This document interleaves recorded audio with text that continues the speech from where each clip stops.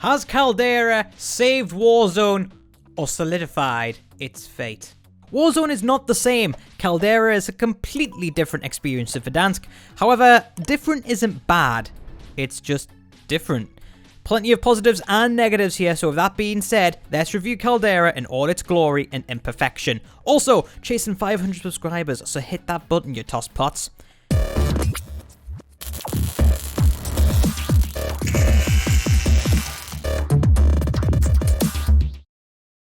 To understand where we are now, we must first have a little look at where we came from. Timestamps in the description if you missed history class at school.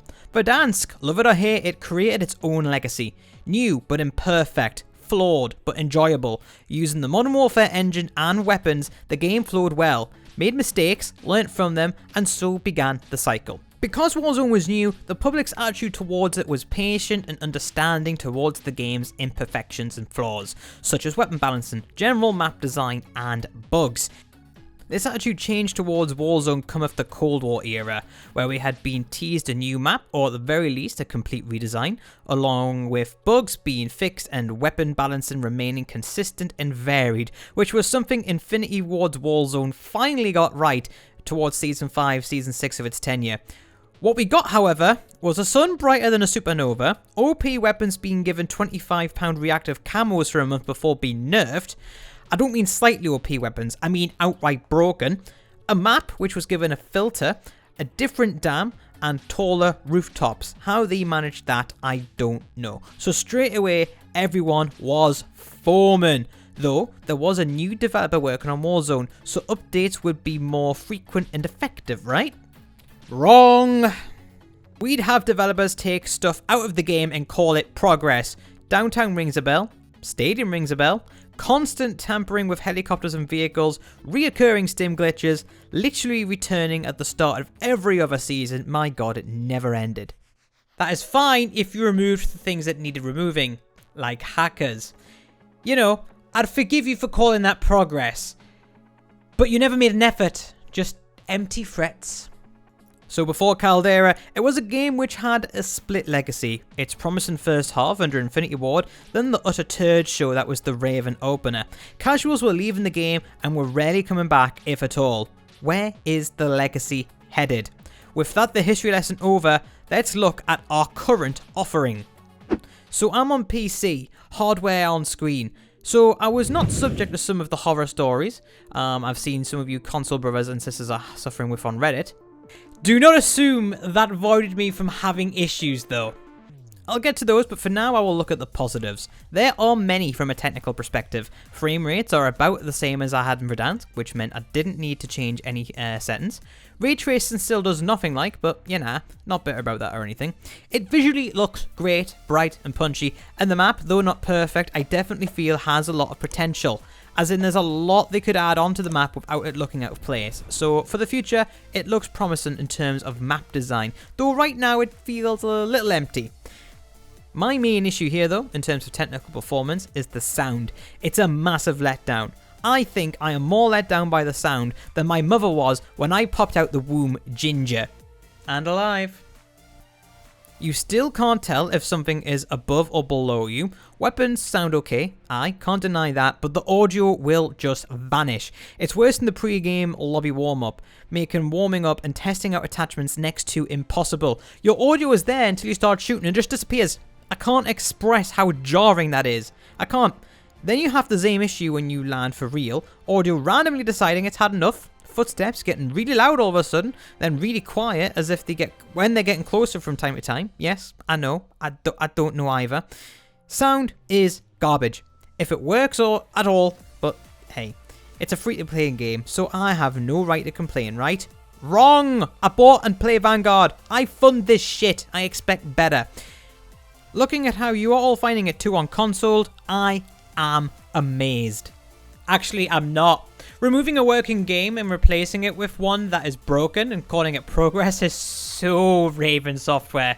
Don't even get me started on the fact that many loot boxes are underneath tables. You can't even open them. Controversial statement right here, but bear with me till the end and it'll make more sense. Visibility, how easy enemies are to see, is subjective.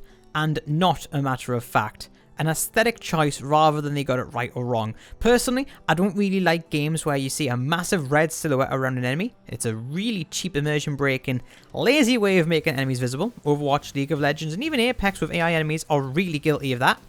I believe you should have the right to remain hidden, and that having operators that can blend in, like a Modern Warfare 2 ghillie suit, should be allowed so long as it doesn't blend in too well, if you know what I mean. So long as it's an artistic intention of the developer, that's fine, and it's not foul play. It's not good manners. I don't like it, and my nade spam is coming your way, but it is acceptable. Apparently not. That was a text message. That was a text message off Nicole. Do you want to go to Beamish tomorrow night? Hell yeah. Especially if there's food on the go. Where I think it's not acceptable though, is when the game isn't designed for that and characters blend in anyway. Rose comes to mind here, for this one as a recent example. If you're meant to be able to see people but you can't because they blend into the backdrop, even when they are moving, you have a serious problem. Caldera has this serious problem. You get shot from angles you literally just checked all the time. Thick bushes you can't see through, yet you can run through, no problem, because everyone is being in the base Vanguard operator skins, which is all brownish, greenish hue in terms of their clothing. They blend in with the rest of the map far too easily. Mix this up with the fact that the map is so bright, yet a lot of shadows being far too dark in comparison. It's near impossible to see these areas past 50 meters. So if someone's hiding in a shadow, like at medium range, good luck spotting them. The game is clearly not meant to have visibility this poor, and it really suffers for it. The amount of trees don't make visibility easier either. Shame. Like I say, genuinely feel like the map has potential. To summarise this, Verdansk, even in the peak of Rose spam, was better for seeing enemies than this. It'll improve when you all start buying them anime skins. Looking at you, Wolf. Modern Warfare 2 guns, clear strong choices, enhanced gunsmith, and 10 attachments per gun. Sounds like it should be an absolute mess. It's actually not. Gunplay feels refreshing. Multiple attachments and mods provide plenty of experimentation and depth to the gunplay, which is something I really enjoyed about Infinity Ward's Warzone. Just a shame that the experimentation in pre-game lobbies is ruined by gash sound. Either way, the gunsmith for this generation of weapons feels like a genuine improvement to the Modern Warfare gunsmith, and actually feels like weapons were created with gunsmith in mind, rather than the tack-on added last minute like Cold War's gunsmith did. This is easily the highlight of Caldera for me. Everything is moddable, there is clear pros and cons to every attachment rather than just chucking the longest barrel, a monolithic suppressor, and the biggest map on like the Verdansk area. You will find yourself regularly not using the biggest mag in favour of something that may be more powerful or faster firing. Suppressors are now a nice to have instead of a must have, with the suppressing ammo type now being a feature if you want to further curb your recoil of a muzzle. And did I mention bayonets? They are interesting. Broken. Not going to go too much into it here because I want this video to age well and that'll be getting patched. But just know at the time of writing, getting that equipped and the reach kit added immediately. Oh, wow. As mentioned, this is easily the most improved aspect of Warzone in what is essentially its third generation. Makes turning a blind eye to negatives a bit easier. Gulag we'll start off with. I like it. It's simple but has a surprising amount of depth. You can easily sidestep nades and teammates' vision from above. All in all, welcomed in my opinion. Now we will talk about the meat and bones. Heartbeat sensors are gone. Thank the Lord for that. I didn't mind them on aggressive teams as such, but the majority of the time they were being used by corner campers and dog brothers. Speaking of corner campers, rooftop campers have been nerfed, with most rooftops being visible from higher terrain, making the whole ordeal just a bit pointless. Being on a roof is one of few places where visibility works as intended too, so it's even worse to be caught on a roof now. What does the lack of heartbeat sensors mean now though? More nades, lots and lots more nades in teamfights. Perks to neglect this will now not be a bad shout. Weak protection is better than no protection. I know the perk's a bit useless. Nades are harder to use defensively though, so if these wasters of oxygen still want to camp, then be sure they are at a greater disadvantage now. Ghost isn't as crutch now either, since heartbeat sensors are out of the game. UAVs now cost 6k instead of 4k. Still don't know how I feel about that, and loadouts can't be bought before round 2. Yes, loadouts can't be bought before round 2, meaning there is no super early power spike. There is a clear early, mid, and late game now, instead of everyone's mid game starting at different times. As annoying as waiting for loadout is, it actually makes the game flow a lot better. People will be forced to choose between Ghost or Overkill, or another tier 2 perk. By the way, I made a video about these perks, check it out. This is why the UAVs cost more. Less people will be running Ghost, making the power of the UAV so much more valuable. So yeah, come to think about it, making the UAV more expensive does make sense. Calling in a loadout in round 2 of Circle is risky AF. It's a smaller map, and odds are someone has seen you call it in when rotating to Circle. The fact it costs nearly the same price as 2 UAVs makes the idea of a second loadout completely unnecessary. Unless you are a tryhard, even though everyone is a tryhard, everyone's going to be using a UAV. Some people would rather have 2 UAVs than Ghost Protection, I feel. The pacing has been tampered with here, and after I got over the shock of it all, it makes sense, and it is too, eventually, a welcomed change. Flashbangs seem to last 10 years though, which I'm not a massive fan of. Also, I want to mention the planes. They need a nerf. They'll get a nerf, but nothing is more annoying than minding your own business and getting beat out of the sky with no defense to it other than AA guns. Planes can suck a big, fat, wet one.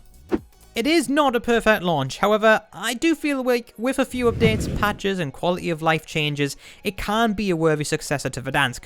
Right now it's not quite there, but I think once the dust settles, it will generally be accepted by the community. It needs to fix the technical bugs and hacking out, however. The things that were keeping people away from Warzone are still present in this one, mainly the hacking and the shoot, hide, shoot, repeat aspect of the game. Though the UAV is OP and hunting people is a breeze, the majority of the player base loves a good camp. That play style is nerfed massively, and that is fantastic news. It means, however, these players, when combined with the fact that they can't hide to a round 2 loadout drop, are not going to enjoy the game as much and pick up something else. My main concern here, like at the end of the Verdansk era, the game is going to be populated by super tryhard sweats and hackers within a few months. Warzone got lucky, very lucky. Battlefield 2042 flopped, and Apex recently dropped the worst map yet and forcing people to play it for ranked. Warzone is also very lucky. Halo decided not to compete with the Battle Royale aspect. The main competition for Warzone right now is Vanguard, and honestly, my time's going to be spent 50-50 between the two.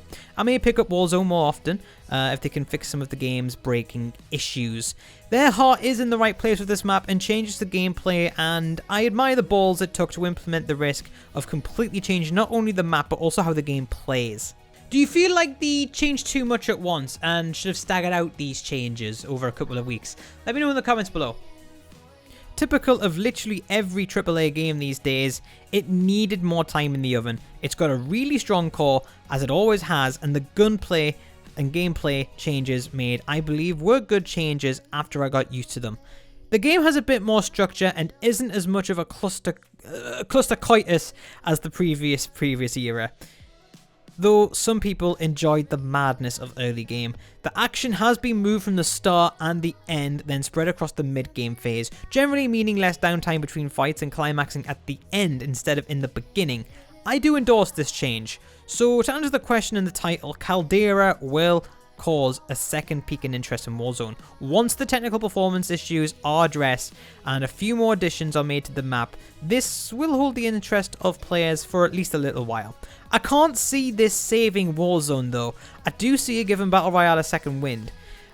Gun depth in Vanguard guns, good meaningful battle passes, and regular balance changes will keep this old dog ticking a little while yet. However, if they do not fix hacking, address the now lack of rebirth map, and continue removing features and calling it progress, it will kill the game in its tracks. We are destined to have super sweaty or hacking lobbies for the immediate future if this continues, which is a shame. The pacing of Warzone and the depth of gunplay has been changes we have not known we needed for a very long time now. I am very interested to see the state of the game come June 2022, but I think their lack of giving a damn about hackers and taking far too long to fix bugs and performance is going to kill this game upon its rebirth. COD is stubborn though, and when you think it's gonna die, it always pulls out a Hail Mary out its arse. Okay, that's a wrap, boys. Oh, yeah.